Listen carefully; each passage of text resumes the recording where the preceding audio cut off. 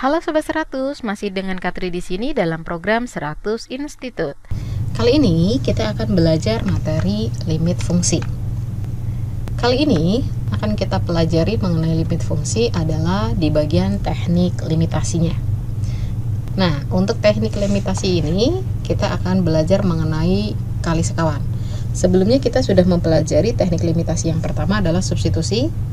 Yang kedua adalah kemarin sudah belajar pemfaktoran. Nah, sekarang kita akan belajar mengenai kali sekawan. Nah, kalau kita menemukan bentuk yang seperti ini tadi ya, ada beberapa teknik yang harus dilakukan. Yang pertama, kita bisa mengubah bentuknya supaya tidak tak tentu dengan pemfaktoran. Oke, kemarin kita sudah pelajari. Nah, yang kedua, kita bisa mengubah bentuknya supaya menjadi bentuk tentu, itu dengan mengalihkan sekawannya. Oke. Nah, jadi kalau bisa kakak simpulkan di sini adalah operasi kali sekawan itu kita lakukan jika dalam pengerjaan limit fungsi itu bentuk tak tentu ditemukan bentuk akar. Biasanya gitu ya. Nah, dua bentuk akar dikatakan sekawan bila kedua bentuk tersebut dikalikan itu menjadi bilangan rasional. Oke. Nah, mungkin yang perlu diperhatikan adalah bentuk-bentuk sekawannya. Kalau akar kuadrat berarti tinggal merubah tanda aja ya. Tapi kalau akar pangkat 3, nah perhatikan aljabarnya untuk sekawannya seperti apa. Supaya nanti kedua bentuk akar tersebut kita kalikan jadi bilangan rasional, artinya tanpa akar lagi gitu. Nah, biar lebih jelas lagi, kakak punya contoh di sini. Perhatikan contoh berikut. Nah, kakak punya contoh soal untuk bentuk kali sekawan. Perhatikan untuk limit berikut.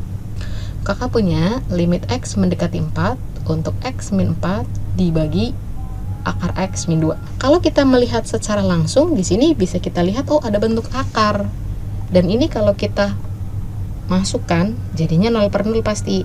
Nah, coba kita hitung ya, bener nggak itu 0/0 atau bentuk tak tentu? Ya, jadi pas kita masukkan di sini, X-nya kita ganti dengan 4, 4 min 4 jadi 0, akar 4 adalah 2, berarti 2 min 2 juga jadi 0. Berarti bener, ini merupakan bentuk tak tentu.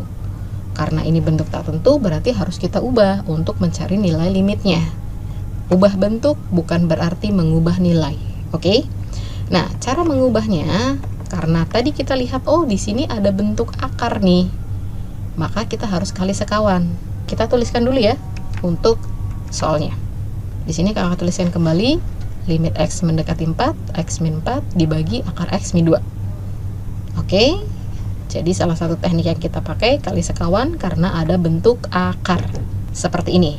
Jadi sekawannya kita kalikan atas sama bawah, artinya 1, jadi nggak mengubah nilai. Nah, sekawan dari akar X min 2 itu sendiri adalah akar X plus 2. Jadi kalau ada akar kuadrat, biasanya kita langsung melihat adalah di bagian tanda di sini aja. Tandanya langsung kita ambil kebalikannya untuk sekawannya. Oke, karena akar kuadrat A min B A plus B, ini kan A min B dikali A plus B, berarti jadinya A kuadrat min B kuadrat. Jadi akarnya dikuadratin langsung hilang. Tujuan kita adalah itu, untuk membuat bilangan irasional ini menjadi bilangan rasional. Sampai situ oke? Oke, good. Nah, kalau udah berarti tinggal kita kalikan nih atas penyebut dengan penyebut, pembilang dengan pembilang.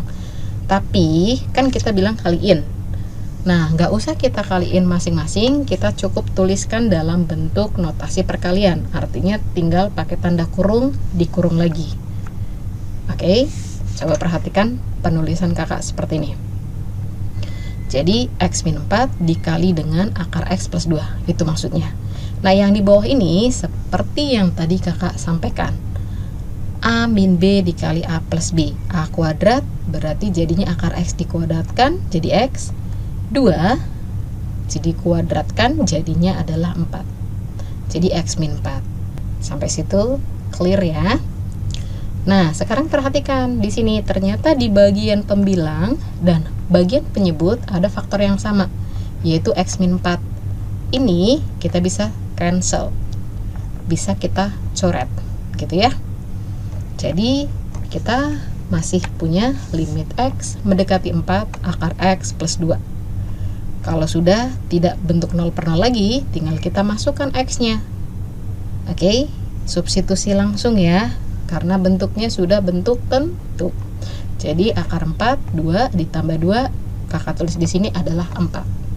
Sampai sini cukup jelas? Oke, good.